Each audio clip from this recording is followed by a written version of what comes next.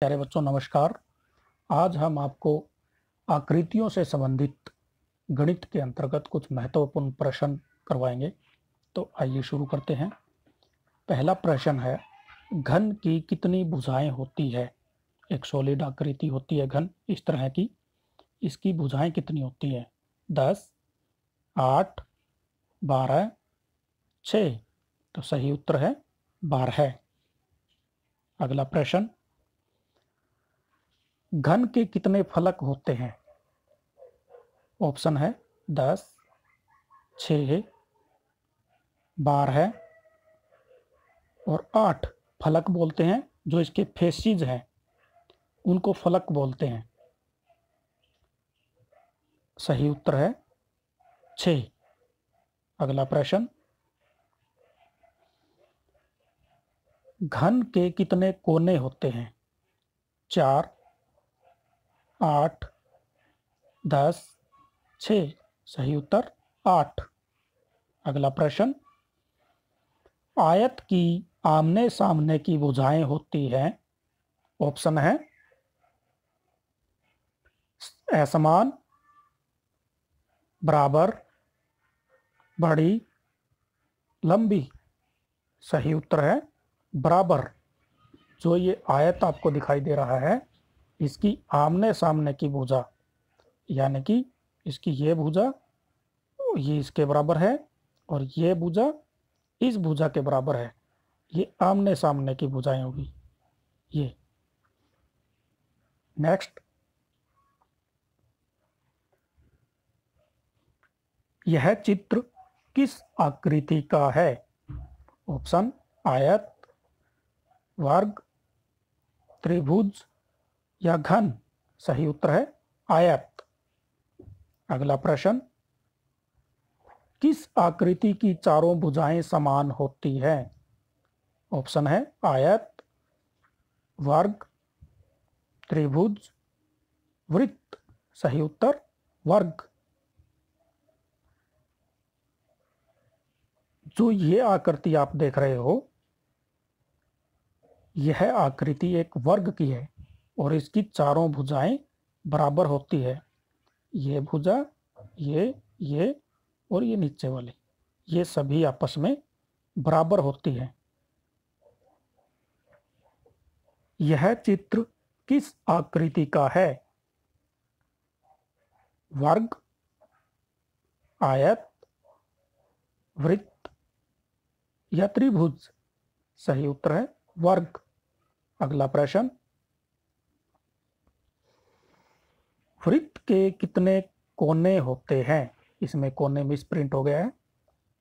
तो ऑप्शन है 4, 8, 0 या 10।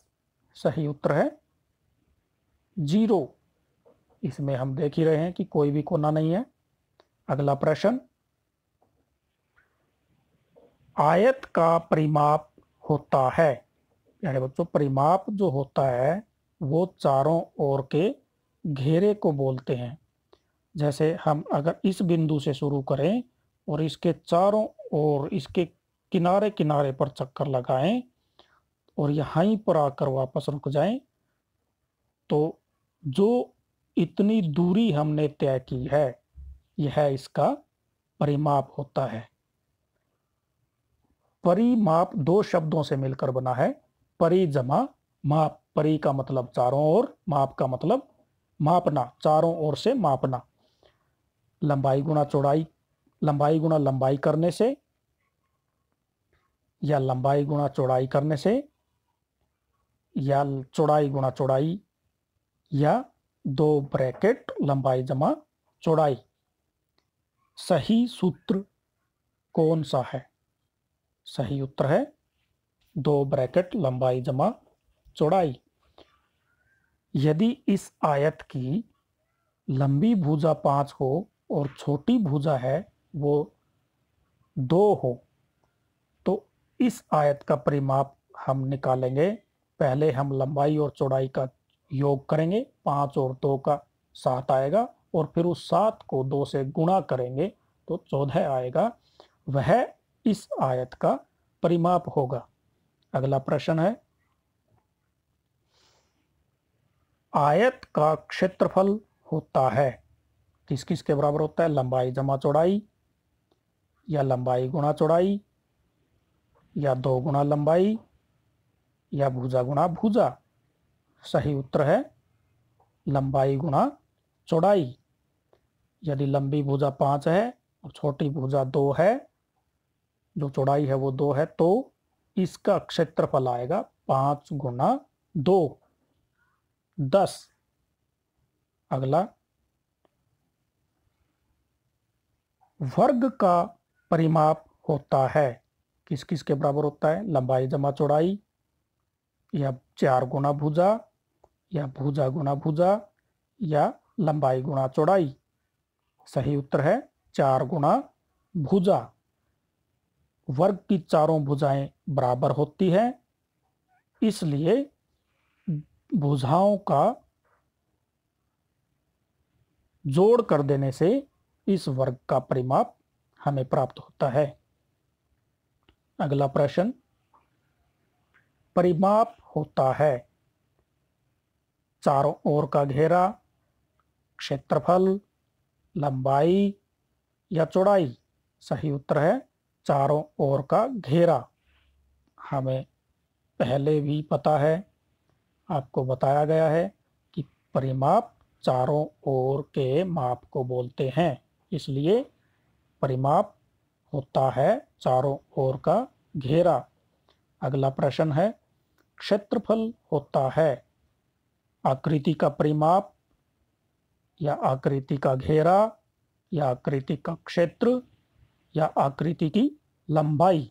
सही उत्तर है आकृति का क्षेत्र। जो आकृति होती है उसके अंदर के एरिया को, उसके क्षेत्र को, उसकी जगह को हम क्षेत्रफल कहते हैं। अगला प्रश्न, किस आकृति की आमने सामने की भुजाएं एक समान होती है? सही उत्तर है आयत, वर्ग, त्रिभुज, वृत्त में से आयत। अगला प्रश्न, किस आकृति में एक भी कोना नहीं होता? आपको पता ही है प्यारे बच्चों, ऑप्शन आ रहे हैं, देखिए ध्यान से। सही उत्तर है, बिल्कुल सही सोचा आपने, वृत्त। अगला प्रश्न, किस आकृति की सभी भुजाएं बराबर होती हैं? आयत, वृत्त, वर्ग, त्रिभुज। सही उत्तर है वर्ग। अगला प्रश्न, वृत्त के ठीक बीच के बिंदु को क्या कहते हैं? ऑप्शन है भुजा, लंबाई, व्यास, या केंद्र। सही उत्तर है केंद्र। जो बीच में बिंदु आप देख रहे हो, यह इस वृत्त का केंद्र है। ये जो यहाँ बीच में है, यह इस वृत्त का केंद्र है। अगला प्रश्न, वृत्त के चारों ओर के घेरे को कहते हैं?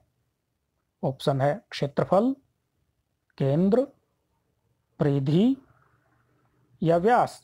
सही उत्तर है परिधि।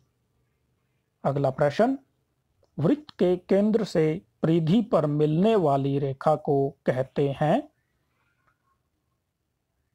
जो ए से बी तक रेखा मिल रही है, वह इस वृत्त के केंद्र से चलकर इसकी परिधि तक मिलती है, तो इस रेखा को क्या कहेंगे? व्यास, या त्रिज्या, या केंद्र, या परिमाप। सही उत्तर है त्रिज्या। अगला प्रश्न, वृत्त का व्यास त्रिज्या से होता है। जो वृत्त की परिधि होती है, इस परिधि पर दो बिंदु जो इसके केंद्र से जाते हुए रेखा को मिलाते हैं, वह इस वृत्त का व्यास कहलाता है।